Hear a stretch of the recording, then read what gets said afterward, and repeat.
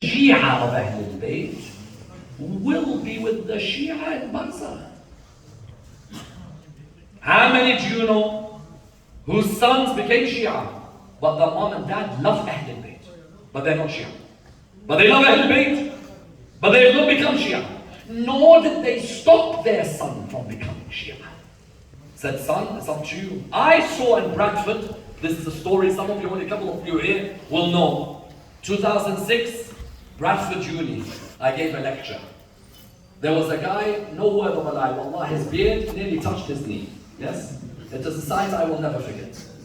So therefore, you can imagine when I'm giving this lecture at the university and I'm looking at this guy in 2006, Bradford, anything's possible. So when I was seeing that, this person, he came up to me after the lecture, he asked me some questions. Within 6 months, alhamdulillah, he became Shia. He came towards the path of Ahlul Bayt. Allahumma salli. This person said to me, but I haven't told my dad I've become Shia.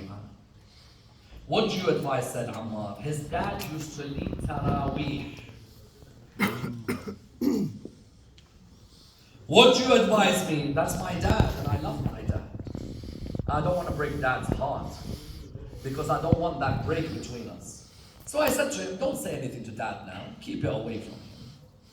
And try and hold it back a little bit. So he held it back. And then one day, he was coming home from a Majlis in Muharram. He says, I entered my dad's house. And he said, when I entered, dad was sitting there alone. When dads are sitting alone at about 10:45 in the night, and you come home, there's two things that could be happening. Both are majalis. But one might be a positive majlis, the other might be a stinging attack.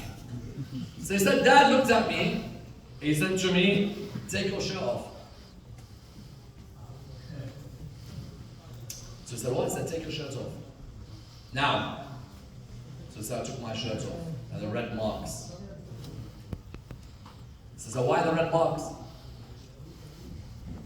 So he said, dad, you know. So he said, okay, get out. Get out. You never come back to this house again. Get out. You become Shia. Get out. You don't come back. He said, I know.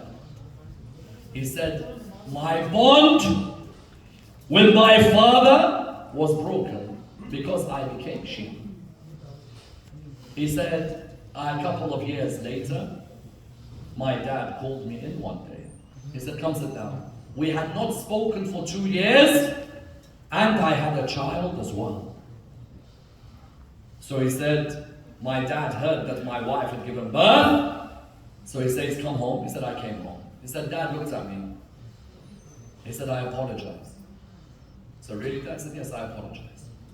He said, if truly I'm a Muslim who's fair, then I cannot force my son which madhab they follow. He said, and especially when my son has increased in his love of Ahlul Bayt. He said, therefore, as your dad, I ask you for forgiveness. But I ask you for one thing. Can I name the boy? So he goes to him, dad, of course you can. You know what he named him? Hassanain. Allah. This person, the father, is not Shia. From 2008 until he died in 24, he was leading Taraweeh in Yorkshire.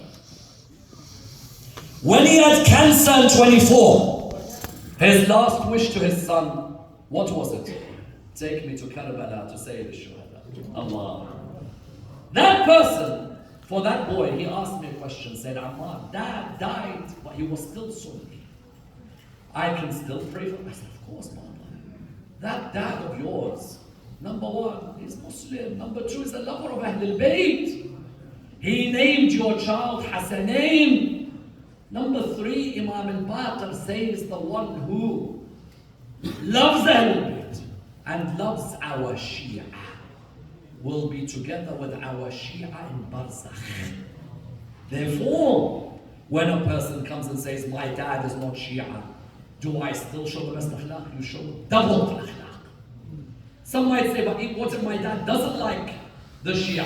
Be patient, that's your dad. Luqman tells his son, وإن جاهداك على أن تشرك بما ليس لك به علم فلا تطعهما وصاحبهما في الدنيا. If they do what? If they force you to commit shirk, don't obey your parents, but have good akhlaq with them.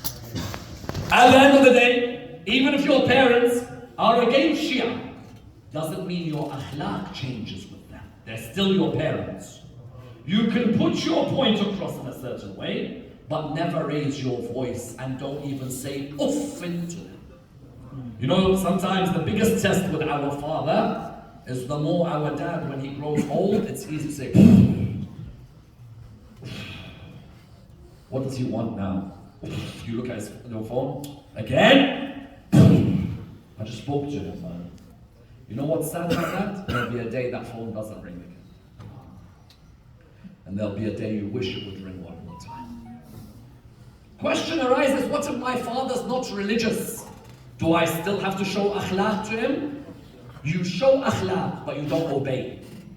Someone says, my dad tells me I can't wear hijab, but he's my dad, so I have to respect him. No. Your dad says you can't wear hijab. You say, Dad, you have a grave, I have a grave. I will wear hijab, but forgive me if I'm showing rudeness to you, but I will wear because I'd rather respect Allah ahead of you. Yes? Because some will use the excuse that, because he's my dad, I can't do anything. No. You obey your dad while your dad asks you to obey Allah. The moment your dad asks you to disobey Allah, you're like, no. Because in your love between Allah and dad, there's only one winner, and that is Allah subhanahu wa ta'ala. Yes? There's no way. Otherwise, Muhammad, son of Abu Bakr and others, they could have easily said, because my dad is whoever he is, I have to follow his path. Yazid's son Muawiyah. Yes? Yazid, la'natullah alayhi, he had a son Muawiyah. That son of his said leadership belongs to Imam Zayn al-Abidin. He could have easily turned around and said, but because my dad is Yazid, that means I'm going to come out not good because I have to obey forget my dad. My dad has a qiyamah and I have a qiyamah. I cannot turn around and say that I will attend this event because dad's saying that's a family event. Family event with haram, I'm sorry, I can't attend. But dad says, Dad, respectfully, I love you, but I cannot be there. I'm sorry, Dad, because you have a day of judgment and I have a day of judgment. And at the end of the day, I've got to answer not because of my dad, but rather because of myself. Does the haqq of the father, is it only while they're alive? The final question. No. The father's haqq continues even after they've died. Our fathers may have passed away, but they still have a haqq over us after they've passed away. What is their haqq over us? Number one, if my father passes away, I have to check that what estate has my father left behind. From that estate that my father has left behind, I have to make sure that number one, there are debts of the people that I have to take out.